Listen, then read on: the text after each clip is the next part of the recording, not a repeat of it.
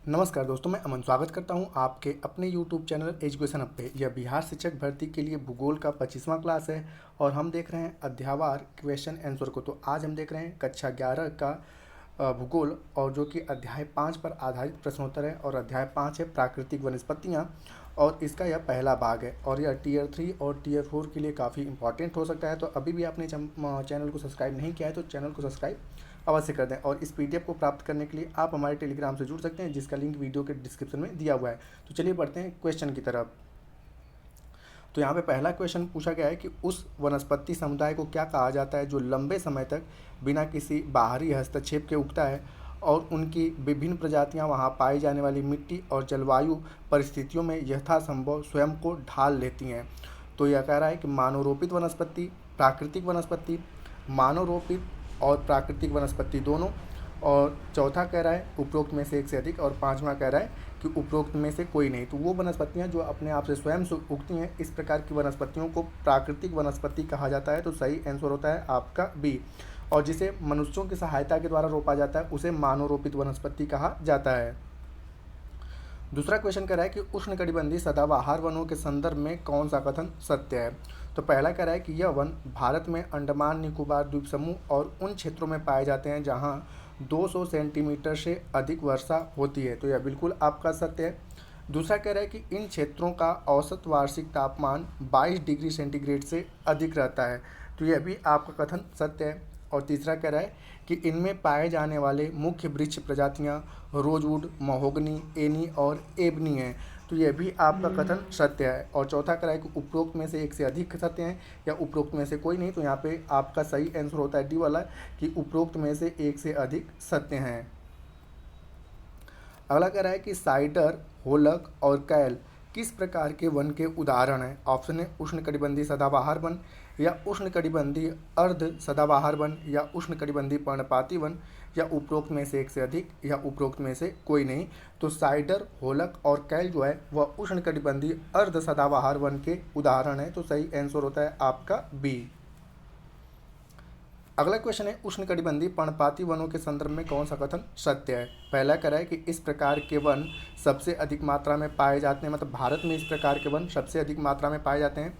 और पर्णपाती वनों को मानसूनी वन भी कहा जाता है। तो यह भी आपका सत्य है। दूसरा कह रहा है कि इस प्रकार के वनों में औसत वार्षिक वर्षा जो होती है 700 से 200 सेंटीमीटर के बीच होती है। तो यह भी कथन आपका सत्य है। तीसरा कह रहा है सागवन, साल, शीशम, हुर्रा, महुआ, आंवला, शेलम, कुसुम और चंदन इन वन के प्रमुख वृक्ष हैं। तो यह भी आपका कथन सत्य है। और चौथा कह रहा है उपरोक्त में से एक से अधिक, और पांचवा कह रहा है कि उपरोक्त में से कोई नहीं। तो यहाँ पे सही आंसर होता है आपका डी, कि उपरोक्त में से एक से अधिक सत्य हैं। अगला कह रहा है कि शुष्क पर्णपाती वनों में औसत वार्षिक वर्षा कितनी होती है। तो आपको मैं बताऊं कि पर्णपाती वनों को दो पार्टों में बांटा जाता है। एक होता है आपका आर्द्र पर्णपाती वन, जहाँ पे वर्षा जो होती है आपका वो 100 से 200 सेंटीमीटर के बीच होती है। और एक होता है आपका शुष्क पर्णपाती वन, ठीक है, शुष्क पर्णपाती वन, और यहाँ वर्षा 70 से 100 सेंटीमीटर के बीच होती है।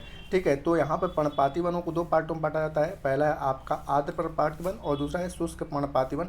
आर्द्र पर्णपाती वनों में जो वर्षा होती है 100 से 200 सेंटीमीटर के बीच होती है, और शुष्क पर्णपाती वनों में वर्षा जो होती है 70 से 100 सेंटीमीटर के बीच होती है। तो इस प्रकार से आपका पूछा गया है शुष्क पर्णपाती वन। तो सही आंसर होता है आपका बी, कि शुष्क पर्णपाती वनों में जो वर्षा होती है 70 से 100 सेंटीमीटर के बीच होती है।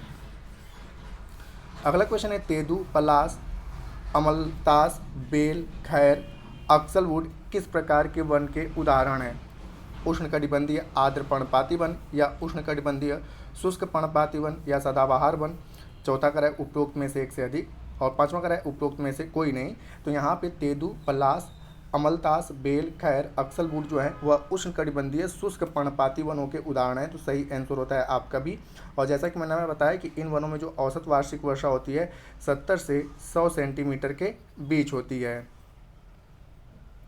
अगला कह रहा है कि उष्णकटिबंधीय कांटेदार वनों के संदर्भ में कौन सा कथन सत्य है। तो पहला कह रहा है कि इस प्रकार के वनों में औसत वार्षिक वर्षा 50 सेंटीमीटर से कम होती है। तो यह बिल्कुल आपका सत्य है। दूसरा कह रहा है कि यह वन दक्षिण पश्चिम पंजाब, हरियाणा, राजस्थान, गुजरात राज्य में पाए जाते हैं। तो यह बिल्कुल सही है कि भारत के दक्षिण पश्चिम वाले जो क्षेत्र हैं, जैसे कि दक्षिण पश्चिमी राजस्थान, दक्षिणी पश्चिमी हरियाणा, दक्षिणी पश्चिमी राजस्थान, दक्षिणी पश्चिमी गुजरात में उष्णकटिबंधीय कांटेदार वन पाए जाते हैं। तीसरा कह रहा है कि बबूल, बेर, खजूर, खैर, नीम, खेजड़ी और पलास उनके प्रमुख वृक्ष हैं। तो यह भी कथन आपका सत्य है। तो चौथा कह रहा है कि उपरोक्त में से एक से अधिक सत्य है, और पांचवा कह रहा है कि उपरोक्त में से कोई नहीं। तो सही आंसर होता है डी, कि इसमें उपरोक्त में से एक से अधिक आपके सत्य हैं। अगला क्वेश्चन कह रहा है कि पर्वतीय वनों के संदर्भ में कौन सा कथन सत्य है। तो पहला कह रहा है ऊंचाई बढ़ने के साथ हिमालय पर्वत श्रृंखला में उष्णकटिबंधीय वनों से टुंड्रा वनों में पाई जाने वाली प्राकृतिक वनस्पतियां पाई जाती हैं। तो बिल्कुल सही है, जैसे जैसे आप हिमालय की ऊंचाई पर जाएंगे उष्णकटिबंधीय वनों से आपको टुंड्रा प्रकार की वनस्पतियां आपको दिखेंगी। तो पहला बिल्कुल सही है। दूसरा कह रहा है कि हिमालय के गिरिपाद पर पर्णपाती वन पाए जाते हैं। इसके बाद 1000 से 2000 मीटर की ऊंचाई पर आर्द्र शीतोष्ण कटिबंध प्रकार के वन पाए जाते हैं। तो ये भी आपका सत्य है। तीसरा कह रहा है कि 1500 से 1750 मीटर की ऊंचाई पर व्यापारिक महत्व वाले चीड़ के वन पाए जाते हैं। तो ये भी आपका सत्य है। और पांचवा कह रहा है कि चौथा कह रहा है कि उपरोक्त में से एक से अधिक सही है, और पांचवा कह रहा है उपरोक्त में से कोई नहीं। तो सही आंसर होता है आपका डी, कि उपरोक्त में से एक से अधिक सत्य हैं। अगला कह रहा है कि चिनार और वालन जिसकी लकड़ी हस्तशिल्प के लिए इस्तेमाल होती है किस राज्य में। ऑप्शन है जम्मू कश्मीर में, अरुणाचल प्रदेश में, असम में, उपरोक्त में से एक से अधिक और उपरोक्त में से कोई नहीं। तो बात करते हैं चिनार और वालन की, तो यह जम्मू कश्मीर में हस्तशिल्प के लिए इस्तेमाल होने वाली लकड़ियां हैं। तो सही आंसर होता है ए। अगला है सिल्वर फर, जूनिफर, पाइन, बर्च आदि प्रकार के वृक्ष कितने मीटर की ऊंचाई पर पाए जाते हैं। तो जब आप हिमालयन क्षेत्र में जाएंगे तो 3000 से 4000 मीटर की ऊंचाई पर आपको सिल्वर फर, जूनिफर, पाइन, बर्च इत्यादि प्रकार के वृक्ष मिलेंगे। तो सही आंसर होता है आपका बी। अगला है शीतोष्ण कटिबंधीय घास के मैदान कितने मीटर की ऊंचाई पर पाए जाते हैं। 2225 से 3048 मीटर, या 3000 से 4000 मीटर, या 1000 से 2000 मीटर, या उपरोक्त में से एक से अधिक, या उपरोक्त में से कोई नहीं। तो शीतोष्ण कटिबंधीय जो घास के मैदान पाए जाते हैं वह 2225 से 3048 मीटर की ऊंचाई पर पाए जाते हैं। तो सही आंसर होता है आपका ए। अगला है कि शुष्क उत्तरी ढालों की तुलना में अधिक वर्षा वाले हिमालय के दक्षिणी ढालों पर अधिक वनस्पतियां पाई जाती है। यानी कि ये आपका उत्तर से दक्षिण तक आपका हिमालय का विस्तार है, ठीक है। तो नीचे दक्षिण, ऊपर उत्तर। तो यहाँ पे कह रहा है कि यहाँ की जो ढाल है, उत्तरी ढाल है, ठीक है, इनके अपेक्षा दक्षिणी ढालों पे वर्षा अधिक होती है, और यहाँ पर, ठीक है, वनस्पतियाँ हिमालय में अधिक पाई जाती है। तो पहला कह रहा है कथन सत्य है, दूसरा कह रहा है कथन असत्य है, तीसरा कह रहा है निश्चित नहीं किया जा सकता, चौथा कह रहा है उपरोक्त में से एक से अधिक, और पांचवा कह रहा है उपरोक्त में से कोई नहीं।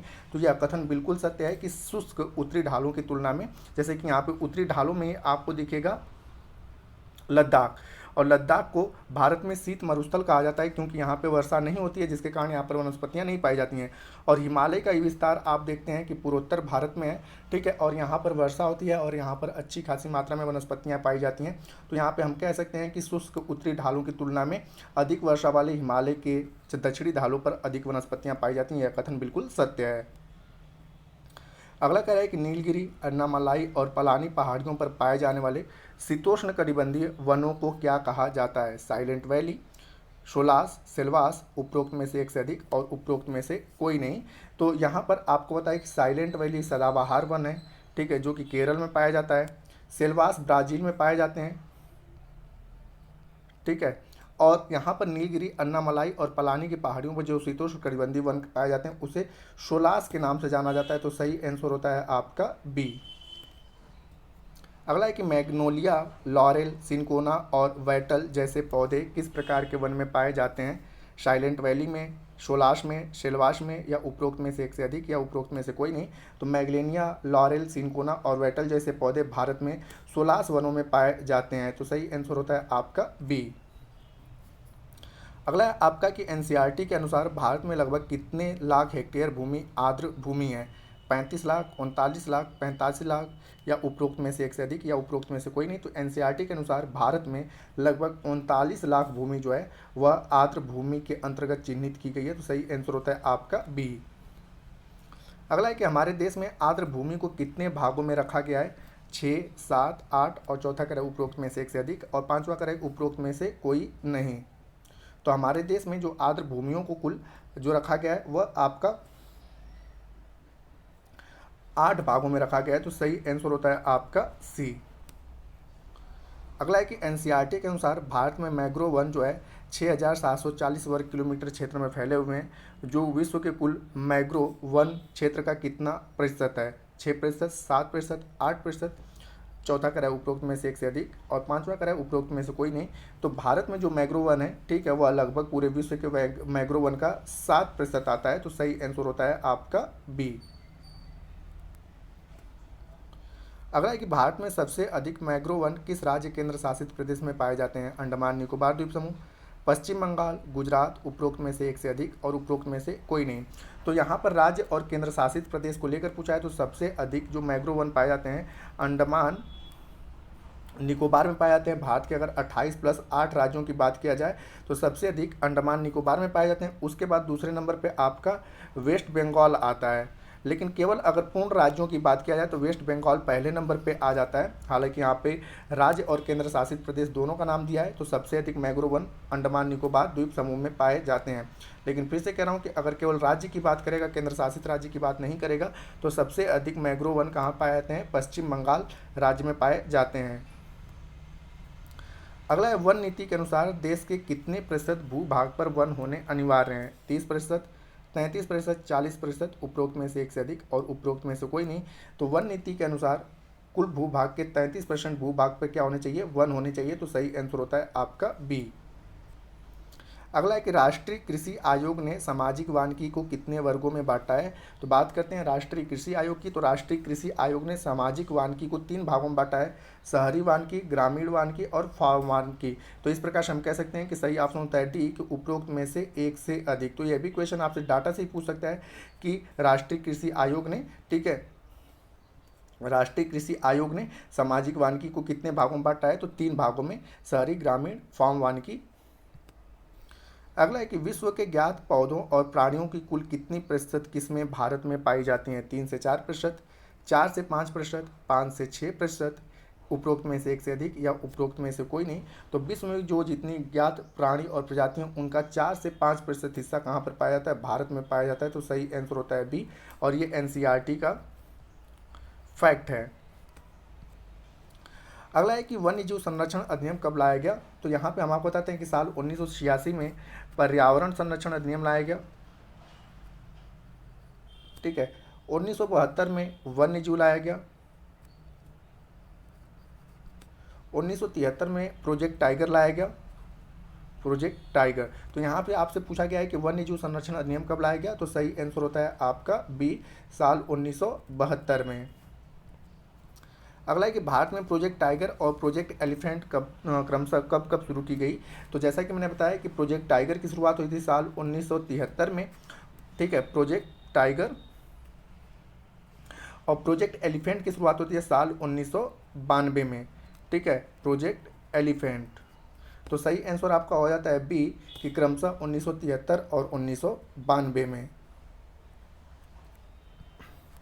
अगला क्वेश्चन है कि भारत में वर्तमान में कुल 18 जैवमंडल आरक्षित क्षेत्र हैं।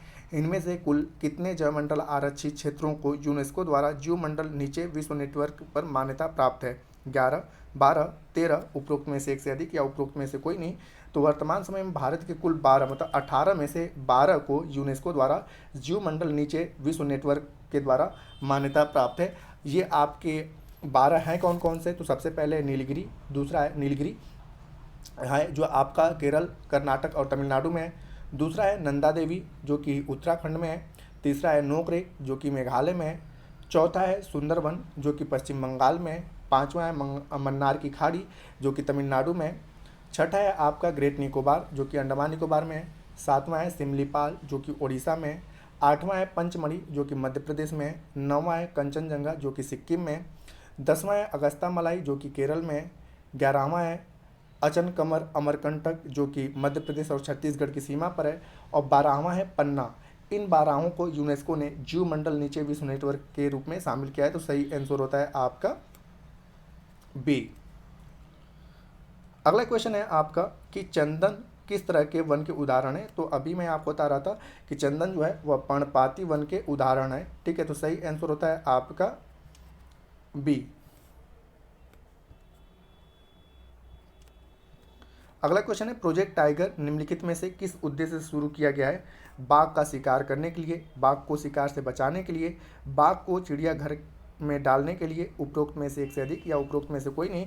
तो जैसा कि मैंने बताया कि साल 1973 में प्रोजेक्ट टाइगर की शुरुआत की गई थी और इसका मुख्य उद्देश्य था कि बाघों को शिकार से बचाना है। तो सही आंसर होता है आपका बी।